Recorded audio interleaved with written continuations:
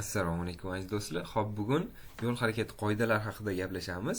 Ya'ni o'sha har kunga uchraydigan, o'sha har kuni bizni duch keladigan shu holatlar haqida gaplashib chiqamiz. Bu hozir asosiy joylarni ko'rib chiqamiz. Butunligicha ko'rmaymiz. Asosiy shu yo'lovchi, ya'ni piyodalarga yoki o'sha avtotransport vositasini boshqaradigan haydovchilar uchun foydali bo'ladi degan umiddamiz. Ne только studentlarga bu umuman hamma ishlatsa bo'ladi. Ya'ni hamma bilib o'zi uchun bilib olsa yaxshi bo'ladi. Xo'p, o'zi kelib chiqishini ko'rib chiqsak, Vazirlar Mahkamasining 2022-yil 12-apreldagi 172-son qarori bilan chiqqan o'sha yo'l harakati qoidalari, ya'ni unda 4 ta ilova mavjud. Birinchi ilovada umumiy tushunchalar va umumiy yo'l qoidalari berilyapti. Ikkinchi ilovada yo'l chiziqlari haqida beriladi. Xo'p, uchinchi ilovada transport vositalaridan foydalanishni taqiqlovchi shartlar. O'sha asosiy transport vositasidan o'sha foydalanish davrida taqiqlovchi hamma shartlar keltirib o'tilgan. Xo'p, 4-ilovada xavflilik belgilari. Xo'p, bularni bilishdan oldin bitta asosiy narsani bilib olsak, bazaviy hisoblash miqdori, ya'ni базовая расчетная величина ruschasi. Xo'p, эта величина, с помощью которой считаются различные финансовые показатели. Xo'p, правительство Республики O'zbekiston ежегодно устанавливает ее размер. То есть, aytmoqchiki, o'sha bazaviy hisoblash miqdorini, o'sha miqdori oshishi yoki o'zgarishi mumkin. Shu narsa aytilyapti. Endi bu 1-oktyabrda 2024-yilda o'sha bitta bazaviy hisoblash miqdori 1 baravari 375 ming etib etilgan. Xo'p, uni qayerda ishlatamiz? Применяйте при расчете, например, лицензий, патентов и других платежей, которые вносят, чтобы заниматься каким-либо видом бизнеса. То есть бизнес uchun ishlatilishi mumkin ekan. Налогов, пошлин, штраф и других платежей за госуслуги. Так, максимальная величина микрокредитов, лизинга и прочих финансово-экономических показателей. Размеры уставного капитала организации больше мумкун. Хоп, стоимость оплачиваемых неденежными средствами акций и иных ценных бумаг. Размером госнаград, а также ведомственных, которые положены за звание. Хоп, umumiy qilib aytadigan bo'lsam, bu shu dokumentalni ishlarda hammasida налог bo'ladimi, biznes bo'ladimi, kapitalni organizatsiya yoki o'sha organizatsiyaning o'zini kapitali bo'ladi. U shunaqa ishlarda hammasida ishlatilishi mumkin ekan. Xo'p.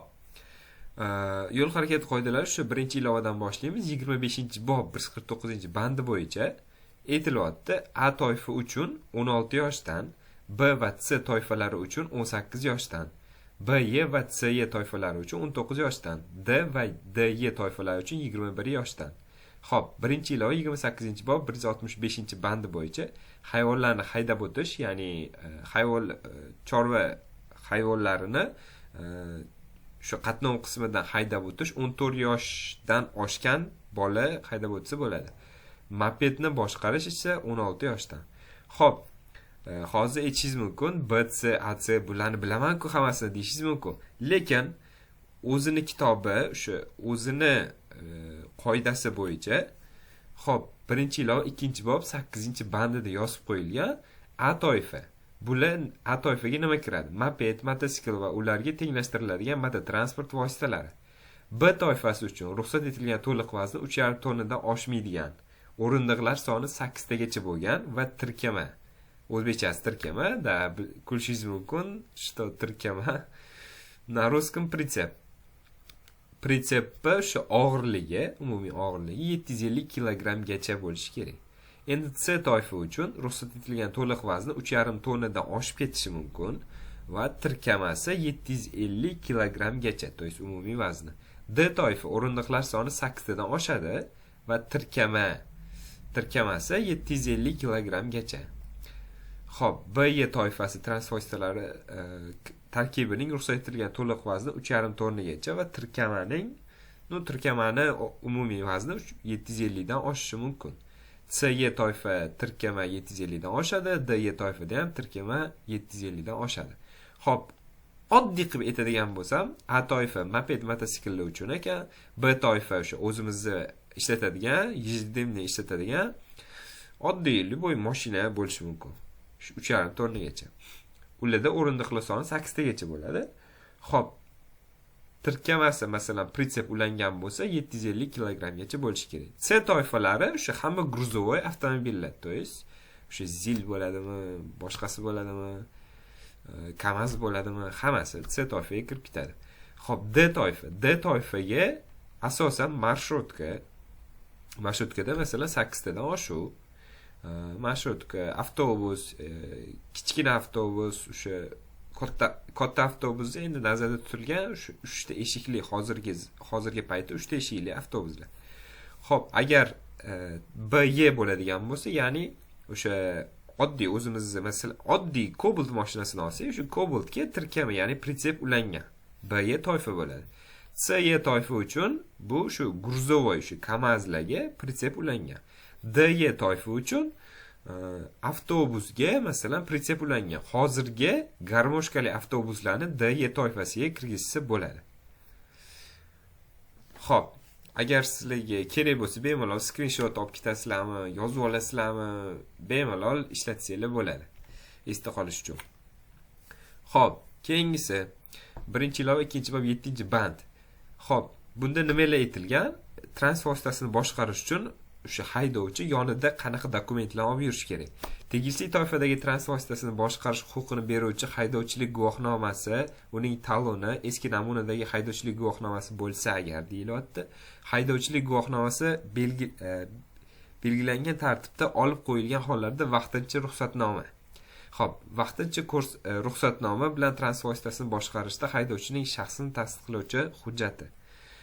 Xo'p, transport vositasini mopeddan tashqari deyilyapti. Mavjud bo'lganda tirkamani ro'yxatdan o'tkazish haqidagi guvohnoma, ya'ni shu tirkama bo'lsa, unga ham guvohnoma bo'lishi kerak. Xo'p, transport vositasining egasi bo'lmagan hollarda esa umumiy egalik huquqini yoki tasarruf etish huquqini beruvchi egalik qilishga va foydalanishga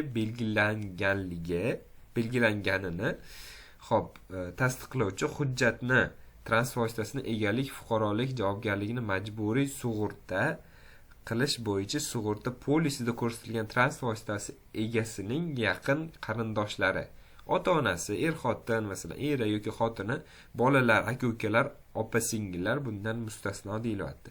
Transport vositasi egasining fuqarolik javobgarligini majburiy sug'urta qilish bo'yicha sug'urta polisi elektron ko'rinishda ham bo'lishi mumkin. Yo'q, bro, hozir men hech nimaga tushunmadim deyishinglar mumkin. To'g'ri, bu yerda o'zi mashina imini qismida, mashina bandida sal chalkash joyi bor. Men o'zim birinchi marta o'qiganimda ham umuman tushunmaganman. 2-3 marta qaytarib ruschasini o'qib, keyin tushundim. Xo'p, iminda shu sili uchun ruschasini ham olib kelib qo'ydik. Так, водительские удостоверения, дающие право на управление транспортным средством соответствующей категории, а также его талон, если удостоверение старого образца. Временное разрешение, если водительское удостоверение изъято в установленном порядке. Хоп, документ, удостоверяющий личность водителя, если управление транспортным средством происходит на основании временного разрешения. Свидетельство о регистрации транспортного средства, а при наличии и прицепа. Xuddi o'sha o'zbek o'qigan narsalarimni xuddi ruschasi ketyapti.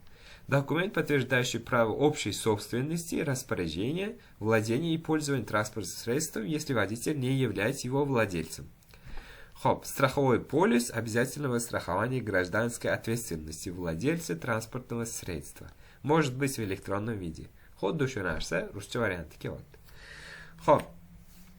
Endi 1-ilova 2 va 12 bandi bo'yicha tegishli ruxsatsiz transport vositalariga maxsus texnik jihozlar, ratsiya, sirena va shu kabilarni o'rnatish taqiqlanadi. Insonlar. Xo'p, ratsiya, sirena to'ylarda masalan yuramiz. Shularni agar ruxsatnomasiz o'rnatib, uni ishlatib yurish taqiqlanadi. Ruxsatnoma bilan dokument qilib yursa bo'ladi. Xo'p, transport vositasini boshqarish paytida telefondan, televideo monitorlardan video dasturlarini tomosha qilish taqiqlanadi. Bunda qo'llarni ishlatmasdan telefon quloqchalari orqali so'zlashuv olib borish bundan mustasno. Ya'ni biz mashinada haydab ketayotganimizda transport vositasini o'sha boshqarib ketayotganimizda naushnik bilan gaplashsak bo'ladi. Ya'ni qo'l harakatsiz bo'lishi shart. Ichidagi televideo yoki video monitorlardan foydalanish taqiqlanadi. Xo'p, 1-ilova 3-bob 13-band. Nima haqida? DTP, ya'ni yo'l transport hodisasi. To есть yo'l transport hodisasi bo'lgan paytda nima qilishimiz kerak? Birinchi o'chirt avarinkani yoqish kerak. Bo'ldi. Avarinkani yoqish kerak. Keyingisi, birinchi tibbiy yordam ko'rsatish kerak. Ya'ni agar u yerda qanaqadir серьезный пострадавшийlar bo'lsa, shularga birinchi yordam ko'rsatiladi. Xo'p, yo'l harakatiga xalaqit qilsa, to есть уже yo'llarni yopib qo'ydingiz, tasavvur qiling, yo'llarni yopib qo'ydingiz, o'sha avariya bo'ldi. O'sha payt nima qilamiz? Guvohlar ishtirokida fotosurat, video olib, bu обязательно. Transport vositalarini qatnov qismidan bo'shatish. Xo'p, hodisa haqida IIOga, ya'ni kim? Ichki ishlar organlariga, xodimlariga xabar berish, guvohlar haqida ma'lumotlarni yozib olib, IIOga xodimlari kelishini kutish shart. Ya'ni, mana masalan DTP bo'ldi. Men nima qilaman? Avarinkani yoqaman.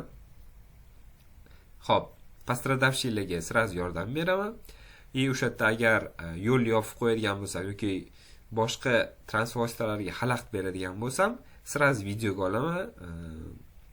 Detallarini hammasini videoga yoki rasmga olib, keyin GAI chaqiraman va GAI kelishini kutaman.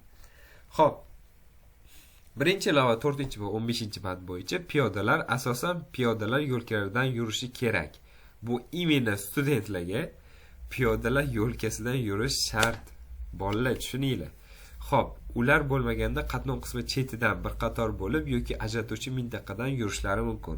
Hozir ko'p yo'llarda o'sha velosiped va piyodalar uchun yo'l qo'yilyapti. To есть yo'lakcha. Qizil va sement beton qilib ajratilyapti. Ko'p joylarda ko'rgan bo'lsangiz kerak, shunaqa joylardan yurish kerak. Agar ular bo'lmasa, qatnov qismining chetidan bir qator bo'lib yurish kerak.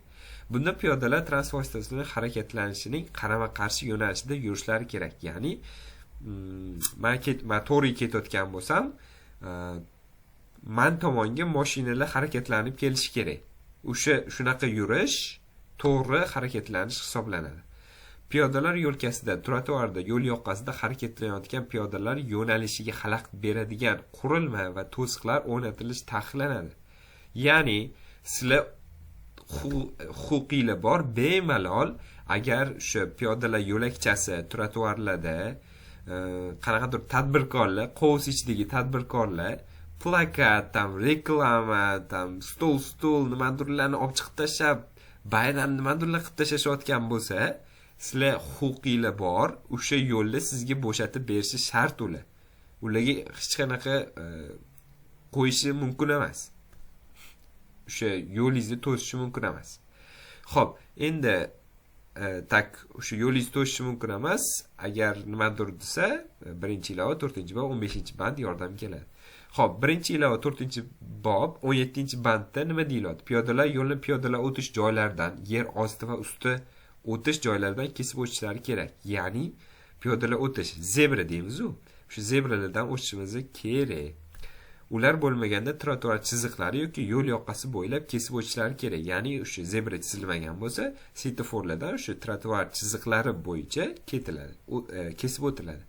Piyodalarga ko'rinadigan oraliqda o'tish joylari bo'lmasa, ular qatnov qismining to'g'ri burchak ostida yo'lning ikki tomoni yaxshi ko'rinadigan ajratuvchi mintaqasiz kesib o'tishlari kerak. Ya'ni ajratuvchi mintaqa nima? O'rtada o'tlar, daraxtlar o'sib o'tgan ajratilingan mintaqa bor. O'sha joy ajratuvchi mintaqa deyiladi. O'sha joy agar bo'lmasa, o'rtada faqat chiziqlar bor. O'shunaqa payt chap tomoningizga qaraysiz, o'ng tomoningizga qaraysiz, haydovchilarga yaxshi ko'rinadigan bo'lishi kerak. Plus chap o'ng tomoningizda sizda o'sha piyodalar o'tish joyi, ya'ni zebra bo'lmasligi kerak. O'shunaqa payt siz to'g'ri burchak ostida, ya'ni 90 gradusda o'tishingiz shart. Bu nimaga? Haydovchilarga xalaqit bermasligi uchun. Xo'p. 1-ilova 4-bob 21-bandi bo'yicha tezkor va maxsus xizmatlarning ko'k yoki qizil yoxud ko'k va qizil va qizil rangli yaltirat etuvchi mayoqchalar va maxsus tovushli ishorasi yoqib kelayotgan bo'lsa, qatnov qismidan o'tish taqiqlanadi. Kesib o'tayotgan piyodalarga qatnov qismini bo'shatish kerak. Ya'ni, mana masalan, Liboy Javohir degan masalan bola svetofordan kesib o'tmoqchi qatnov qismini va shu payt sirena chalib va signal chalib, sirenalarni yoqib, qanaqadir skoriymi, tam o'sha gaimi kelyapti. O'shaqa paytda qatnov qismidan o'tish taqiqlanadi. Agar qatnov qismiga o'sha chiqib bo'lgan bo'lsangiz va ovozini eshitsangiz, tezroq yugurib yo to'g'riga o'tib olishingiz kerak yoki orqaga qaytishingiz kerak. Xo'p. 1-ilova 17-bob 112-bandi bo'yicha piyodalar o'tish joylaridan keyin tirbandlik bo'lsa, haydovchilar piyodalar o'tish joyida to'xtashga majbur bo'lsa, unga kirish taqiqlanadi. Ya'ni svetofor yonib turibdi, qizil yonib turibdi va piyodalar o'tish joyi bor, ya'ni zebra bor. Zebradan keyin agar zator, ya'ni probka bo'lib qoladigan bo'lsa va siz mashinada kelyapsiz, zebradan keyin sizga joy qolmadi, mashinangizga joy qolmadi. O'sha payt siz zebrani ustiga chiqa olmaysiz, ya'ni unga yetmasdan to'xtatishingiz kerak. Shtobi piyodalarning huquqi bor va ular zebradan o'tish kerak bemalol. Ularning yo'lini to'sish taqiqlanadi. Xo'p. 1-ilova 28-bob 168-band. Конечно, moped va velosiped haydovchilar, bu yerda piyodalarni, haydovchilarni upaminut qilyapmiz. Endi bu yerda velosipedchilarni ham aytib ketishimiz shart bilan. Chunki ko'p studentlar, masalan, student emas endi, vashi молодежь ko'p hozir vellik haydayapti. Xo'p, velosiped va moped haydovchilariga quyidagilar taqiqlanadi. Rulni bitta qo'lda boshqarish. E'tibor beringlar, bitta qo'lda boshqarish taqiqlanadi. Manevr oldi ishora berish bundan mustasno. Ya'ni velosiped yoki moped haydayotganda o'zi chapga qaylama, o'ngga qaylama, razvorot qilaman degan manevrlar bor. O'sha manevr qilayotganda qo'lingizni ko'tarib, o'sha o'zini belgilari bor. O'sha belgilarni berayotganda bitta qo'lda ushab turib bersa, bitta qo'lda rul boshqarasiz, bitta qo'lda o'sha belgini berasiz. O'shanda faqat mumkin. Qolgan payt mumkin emas. Yo'lovchi tashish. 7 yoshgacha yo'lovchilar maxsus oyoq qo'ygich bilan tashish bundan mustasno. Yo'lovchi tashish taqiqlanadi. Bratva, yo'lovchi tashish deyiladi. Ya'ni velida bitta o'zingiz ketishingiz kerak. Agar jiyanlar ham aka, opa-singillar 7 aka opalar emas, lekin singil va ukalarni 7 yoshgacha bo'lsa, velini orqasida oyoq qo'yadigan, o'rnatib qo'yadigan narsa bor.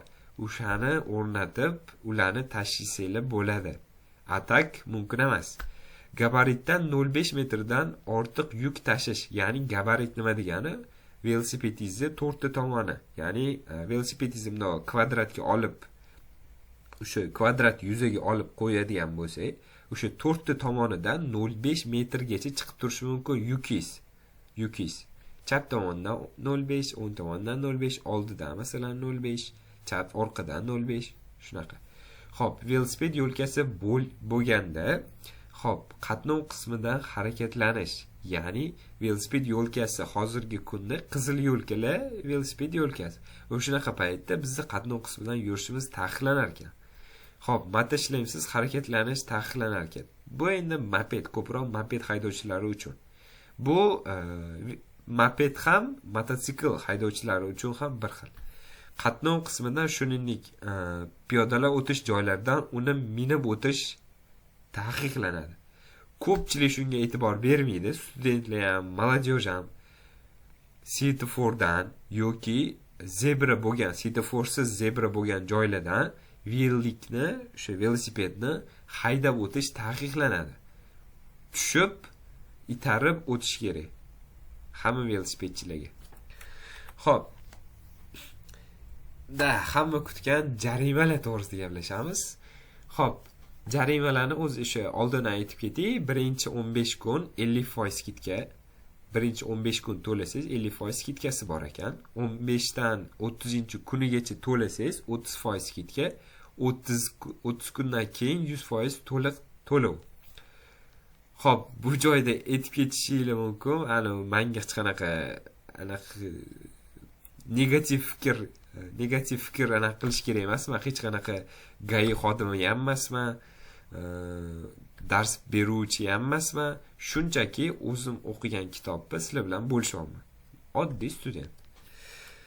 Xo'p, превышение установленной скорости bu o'sha tezligingiz o'sha belgilangan tezlikdan oshib ketadigan bo'lsa, masalan 20 km/ch, ya'ni 20 km/soatgacha oshib ketadigan bo'lsa, bitta bazaviy hisoblash miqdori hozirgi kunda 375 ming so'm.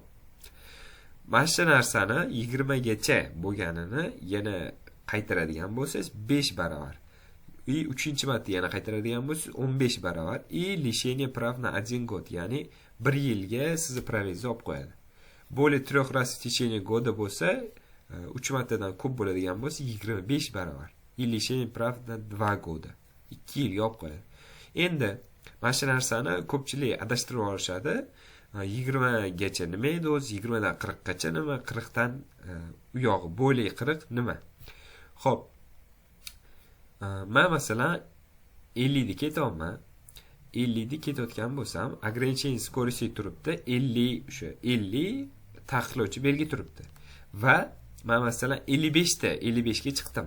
55 ga chiqsam, men 20 kilometr oshirgan bo'laman. Va o'shanda mana shu 20 kilometr tartibi bo'yicha ketaveradi. Endi 50 kilometr ограничение turibdi. Men o'sha payt 75 da ketsam, ya'ni 25 qo'shilyapti. 20 dan 40 gacha deyilyapti-ku. O'sha 75 da keladi, 50 ограничение 75 da ketadigan bo'lsam, o'sha 20 do 40 talablari ketadi. Endi men 50 ограничениеda 95 ga chiqadigan bo'lsam, 40 dan 45 bo'lyapti farqi. O'shaning uchun bo'li 40 ga to'g'ri keladi va o'sha talab bo'yicha ketadi.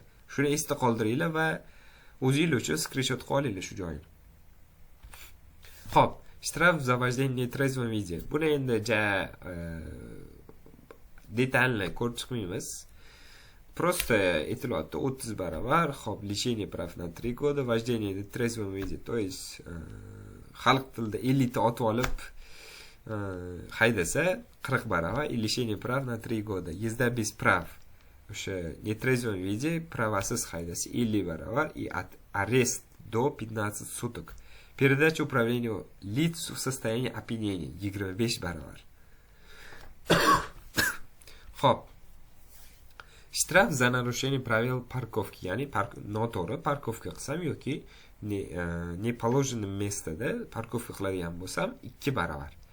Блокировка других транспортных средств, то есть boshqa transport vositalarini blok qilib qo'yadigan bo'lsam, ya'ni ular chiqa olmaydi.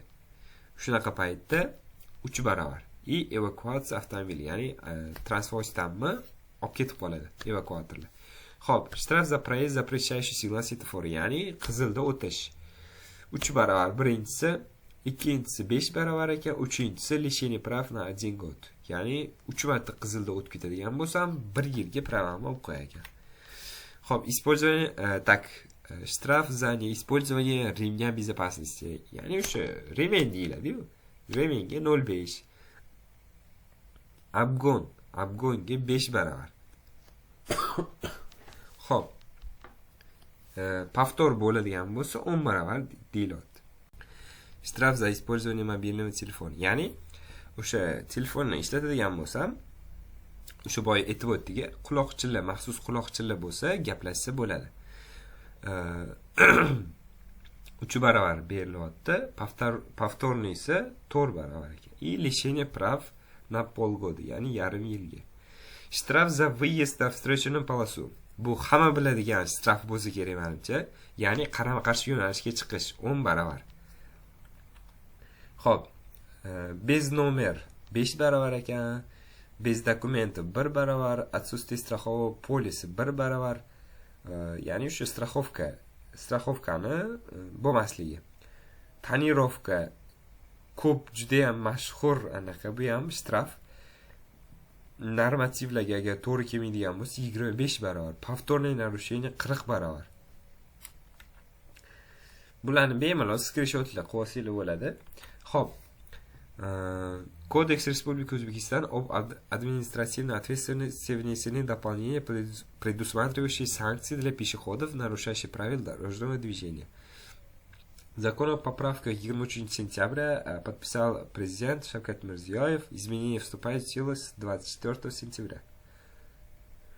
В соответствии с обновленной статьей 138 кодекса, отныне пользование телефоном, чтение книг или периодическим изданием, просмотр видеоматериалов и прослушивание аудиоматериалов, а также пользование иными электронными средствами, отвлекающими внимание при движении пешеходов по проезжей части, в том числе и по пешеходному переходу, влечет наложение штрафа в сумме 1/3 минимального размера заработной платы. Xo'p, tartibga soluvchining taqiqlovchi ishorasida qatnov qismini kesib o'tish taqiqlanadi. Xo'p, endi buni qisqacha qilib aytadigan bo'lsam, biza peshexodniklar, ya'ni studentlarni nazarda tutamiz, o'zi вообще hammani. Agar svetofordan, shu piyodalar o'tish joyidan video material, qanaqadir video ko'rib o'tayotgan bo'lsam, muzika eshitib o'tayotgan bo'lsam, elektronniy nimadir ishlatib o'tayotgan bo'lsam, ya'ni planshet deymizmi, kompyuter deymizmi, даже kitob o'qib ketayotgan bo'lsam, menga shtraf berishga haqqi bor.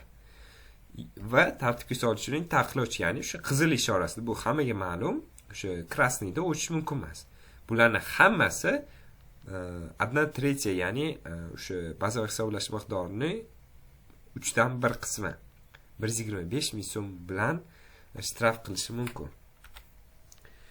Согласно изменениям в Кодексе Республики Узбекистан об административной ответственности, вступившим в силу 28 октября 2024 года, 985 qaror bo'yicha данные о нарушениях, зафиксированных автоматическими средствами фото и видеофиксации, должны быть переданы в течение 48 часов с момента их регистрации. Если информация не поступит в указанный срок, производство по административному делу подлежит прекращению в соответствии со статьей 271 кодекса. Xo'p, bu yerda nima deyilyapti? Bemalol screenshot qo'ysanglar bo'ladi. Ya'ni 28 oktyabr 24-yil 985 qaror bo'yicha sizni videoga yoki rasmga olgan kameralar, radar deymizmi, kamerami, farqi yo'q. Перекрестка o'sha chorrahada ko'rgan hamma kameralaringizda agar tushib qolgan bo'lsangiz, 48 soat ichida sizga shtraf сообщенияsi kelmasa, ya'ni o'sha shtrafligi aniqlanmasa, siz bemalol to'lamaslikka to'liq haqqingiz bor. Bu o'sha 271 kodeksda yozib qo'yilgan. Xo'p, ishlatilgan asosiy saytlar: lex.uz, avtoustobor.uz, avtoe'lon.uz, gazeta.uz, upl.uz. Ya'ni bu yerda asosiy olgan manbalarimiz shulardan iborat edi. Bemalol agar shtraflar bo'yicha, agar o'zi вообще PDD bo'yicha, ya'ni yo'l harakati qoidalari bo'yicha bilmoqchi bo'lsangiz, lex.uz ga shuni yozsanglar informatsiya chiqadi. Avtoustobor.uz va avtoe'lon.uz da bemalol shtraflarni podrobni ko'rsanglar bo'ladi. Qolganlari дополнительная informatsiya, ya'ni peshexodlar haqida bemalol o'qib chiqsanglar bo'ladi. Xo'p, endi asosiy savolga kelamiz. Mana shu videoga kirishingizdan o'zi asosiy maqsad nima edi? Nima aniq bo'luvdi? Shu qiziqtirgan edi. Xo'p. Men o'zimdan o'tgan narsa, agar mana shu kitobni o'qimaganimda nimalarga duch kelgan bo'lardim? Remen 05, parkovka 2 barobar, превышение скорости 20 dan 40 gacha 5 barobar. Telefon 3 barobar, езда без документов 1 barobar, пешеходный переход 0,3. Учеба. Xo'p. Agar men mana shu kitobni o'qib chiqmaganimda nima bo'lardi? Shu qoidalarni buzgan bo'lishim mumkin edi. Va yo'l harakati qoidalari o'zini shu avtomaktablari bor. O'shalarga bormasdan shu kitobni o'qib chiqdim. uchovasi 6 milliondan 10 milliongacha ekan. Internetga qidirib ko'rsam, xo'p, 3 dan 5,5 oygacha yo'qotardim. Imtihon birinchisi 1 million so'm, ikkinchisi 1,2 million so'm. Har bittasi bu birinchi test bo'ladi 1 million so'm, ikkinchisi praktichеский bo'ladi, ya'ni vождение deyiladi. Vождениесі yana 1 million so'm. Ya'ni o'ta olmasam 1 million 200. Xullas hammasini o'rtachasini hisoblab chiqdim va konечный rezultat ko'rib turganingizdek 14,5 million so'm bo'ldi. Ya'ni men bitta dona kitob bidib 14,5 million so'mni o'zimga qoldi. Ya'ni boshqa narsaga ishlatardim. Shunaqa gaplar. Hammaga rahmat.